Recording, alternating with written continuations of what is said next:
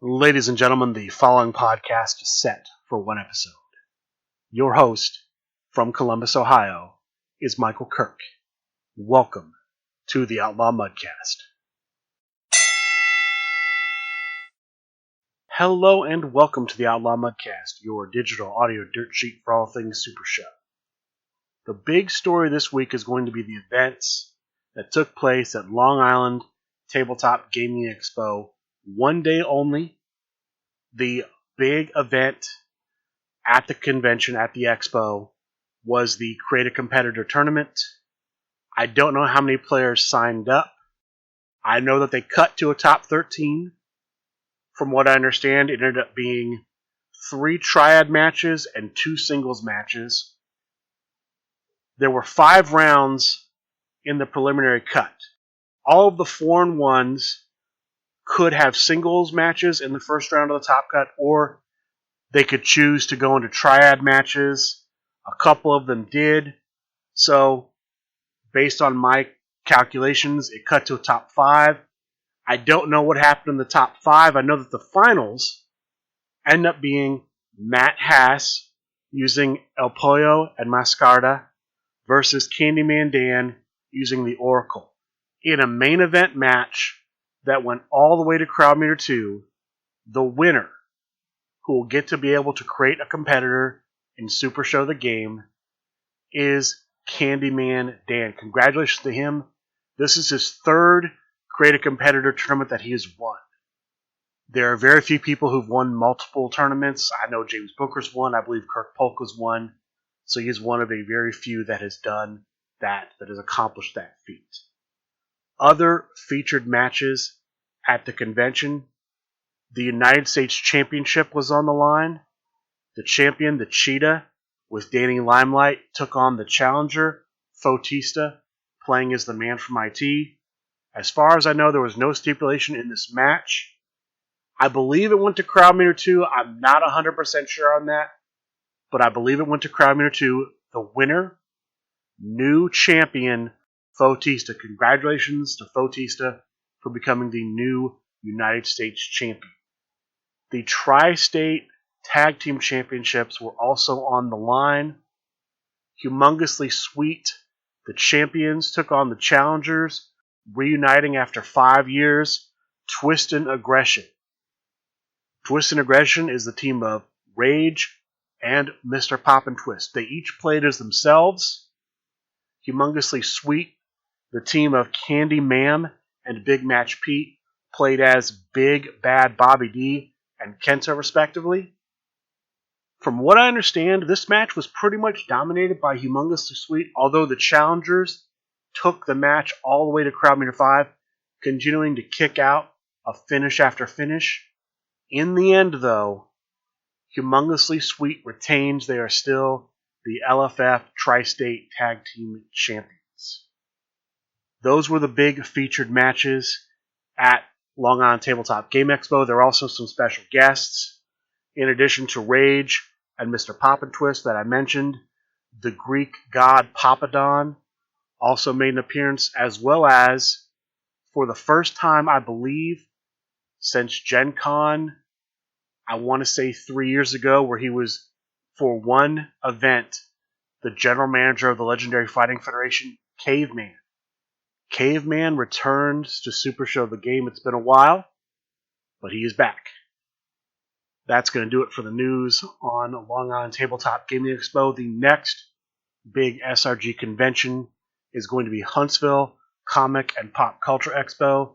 That's 2 weeks from today, April 22nd through April 24th in Huntsville, Alabama. I did announce that I was going to this convention. That may change. That may no longer be a thing. I apologize if you're looking forward to seeing me there. That is looking like it's not going to happen. That's unfortunate because I've never been to this convention. It gives me a chance to see a bunch of the Deep South guys that I don't get to see normally. I should still be at Rumble at the Refuge the week after, April 30th. So I'm looking forward to that for sure. There aren't really any other major stories this week outside of the online tournament, so let me just give you a bunch of the odds and ends going on around Super Show the Game. The CCC match number 6 in the 2021 Creative Competitor Competition has wrapped. The 4 competitors were Rinrin Same, Nick Nimble, the Boogeyman, and Top Dog Mark Nealon. I never saw any posts from Rinrin Same, and I never saw anything from Nick Nimble after what I saw last week. The Boogeyman did put out quite a few posts.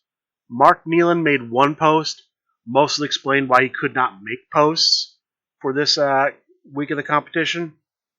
To me, this is a wide open match. I'm assuming we'll get the results next Wednesday during Talk of the Universe. I have no prediction. I don't know who is going to go on to round number 2 out of this match. The anime art contest wrapped. This is a contest Dizzy Derailed was running. The winner, drawn by the Dread Pirate tech support Simon Strauss, was a picture of the general manager John Calais and the SRG boss Steve Resk as Tuxedo Mask and Sailor Moon. So Tuxedo Calais and Sailor Boss. If you want to check that image out, that image is on the SRG Super Show discussion group. It was also in the last episode of Talk of the Universe. It was the only piece from the art contest they showed on that program.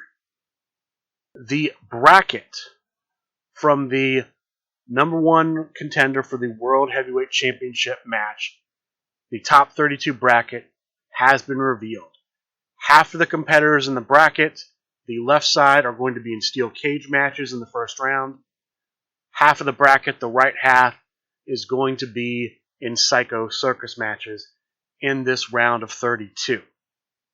Some of the matches have been finalized, and some still need to have the tiebreakers resolved before the matchups can be completed. As of right now, if your matchup is known, if it was on the bracket, you can play it. If you are in a match where you're waiting for somebody to get out of the tiebreaker, as far as I know, you're still waiting. There's been no update since last Wednesday regarding the tiebreakers. I know there are quite a number of people in the top 32 still waiting to find out who their matchup is. I don't like to talk about myself too much, but I'm in the top 32, and I'm in that boat. I'm waiting to see who my opponent will be. I don't know if the tiebreaker has happened yet or not, but the results have not been posted. Let's see what else is there. Okay. Last week at Highlander Games in Boonton, New Jersey, there were 2 events. Saturday's event was Create an Art Card event, won by the true survivor, Anthony Medvez.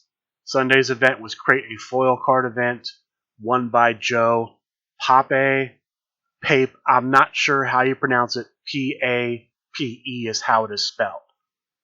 Anthony Medvez has decided to make an alt-art version of Teaching from the Dark, featuring him and his opponent in the finals of that event, Tom Scott. The foil card that's going to be created is a foil schoolboy. Those are the updates I have from last week's Highlander events. Other news. Talk of the Universe. They have had a sub-goal. They reached that sub-goal on the last episode of Talk of the Universe. So they announced the following. They put, I believe, Soaring Skateboard Smash on sale on SuperShowTheGame.com. They're going to have a dojo in the future, date and time to be determined, where the pay it forward prize will be 3 times what it usually is. I don't know what that means. And then finally, there's going to be a free event with full prize support. I believe it's going to be an online event. And then I think the last bit of news I'll talk about before we get into the events from this past week. The Triad Championship. Kirk Polka is the current Triad champion. The first contender for that belt has been named. The Triad Championship is always defended in Triad matches, so there are going to be 2 contenders challenging Perk Polka in his first defense. The first contender is going to be Young Allergy. Young Allergy has been handpicked by the SRG boss to face Kirk Polka for a shot at the Triad Championship. We still do not know who the other contender will be. I believe that's going to do it for the news from this week. There are 2 championship matches scheduled to take place tonight, April 10th, as I'm recording this. The Corrugated Cardboard Villain will be defending the Trios Championship against Prince Butters, and the World Heavyweight Champion, the Cannoli, will be defending his championship against Eddie Fury. If I'm able to give you the results of those matches, I will, but more than likely, this show will be done before those happen. If I can, I will tack the results on to the end of this program. With that being said, let's talk about the tournaments from this past week. Monday night, we have Chris Pagillo running the Italian Mambata's Huggers Anonymous Support Group event. In this event, everyone signed up. They played as many matches as they could in 90 minutes. At the end of that 90 minutes, there was a cut to a top 8.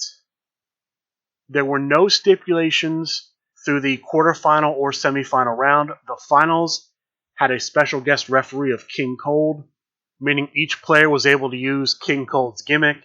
King Cold's gimmick is that the opponent's hand size is -3.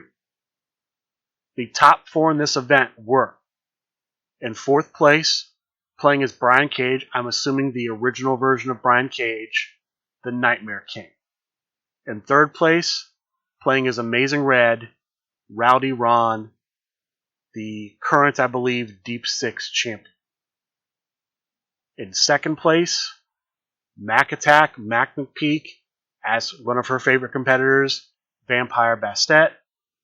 And the winner, using Rah Rah Perry, Chris Pate. Congratulations to Chris Pate for winning another event. He's been on a roll. That was Monday night. Thursday night, we have Chibi's Thursday night fights. There were 20 players playing in group stages, 4 groups of 5, top 2 from each group advancing. In the quarterfinals of Chibi's Thursday night fights, all of the matches were played using the tables match stipulation. In the semifinals, all of the matches were played using the dark match stipulation. And both the finals match and the 3rd place match were played using the Ring of Fire stipulation. In 4th place, playing as Ginny, the Italian Mambata. In 3rd place, playing as Grande Gallo, the Grump, Danny Thunder. The finalists were Chris Pate as Big Bad Bobby D, and James Booker playing as Numero Uno. The winner, James Booker. Congratulations to James Booker. Congratulations to Chris Pate for almost continuing that winning streak, getting to the finals Thursday night. Friday night, there was a Deep 6 number 1 contender tournament to determine Rowdy Ron's next challenger for the Deep 6 championship. There were 16 players in this tournament. After the opening rounds, there was a cut to a top 8.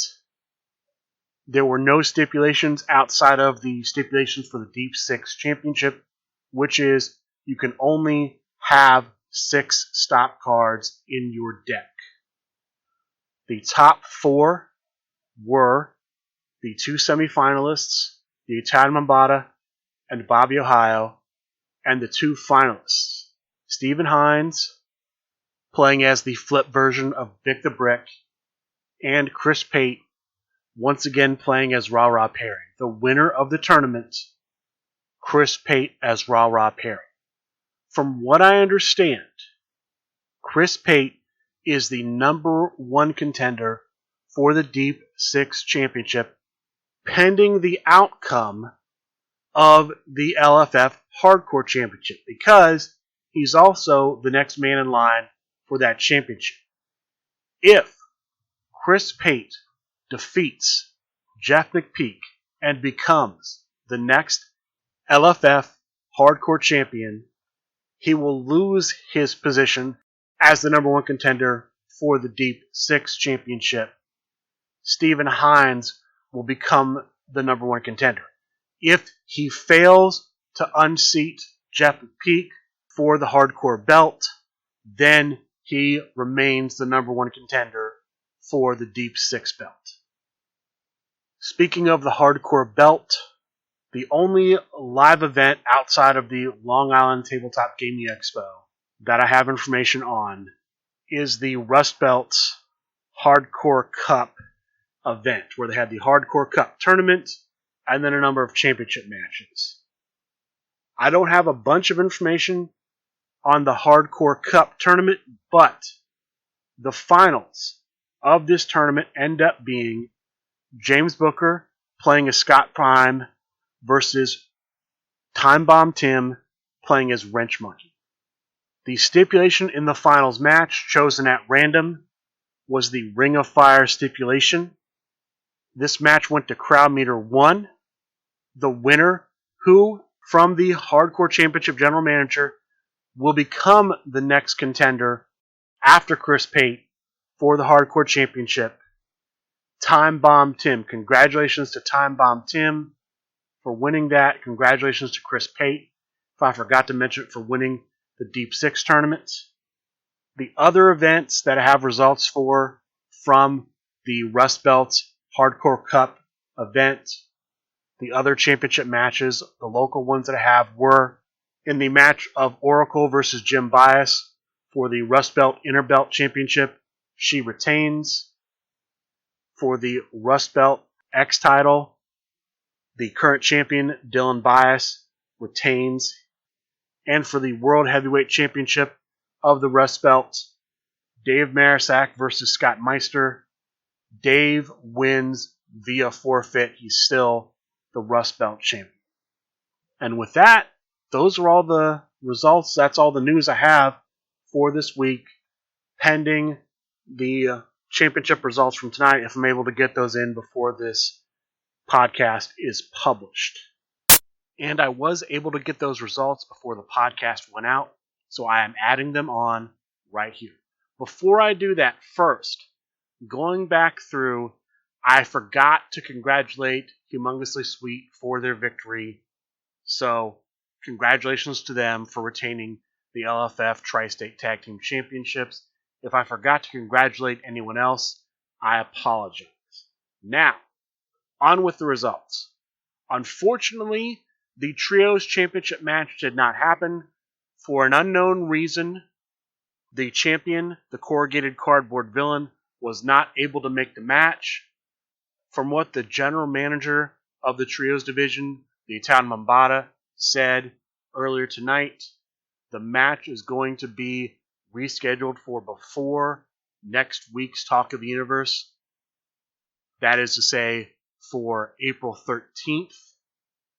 If for some reason the champion does not make that, he has said that when the match does happen, Prince Butters, who will be using the Brony Coven, will be accompanied to the ring by Night Terror, which will blank the first Triumvirate's gimmick.